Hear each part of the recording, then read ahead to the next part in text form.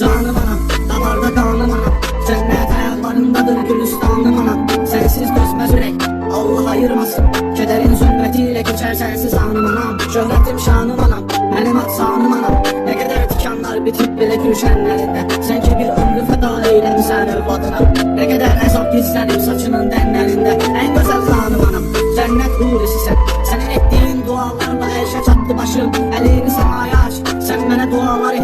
Ben emin dualarla yol dolaşım dağlar aşım. Ey sultanım anam, sana kurbandı canım. Attığın attımların altına torpaq olaram.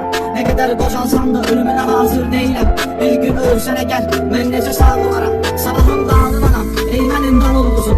Seninle olur sabah, seninle güneş doğur. Bir can hayalımla ötse senin son nefesin. Hemin zaman boğazda qəhər düğünlenir boğur. Derde dermanım anam, ne olar tez geçme. Ben senin kollarında gəzdirərəm, of demərəm.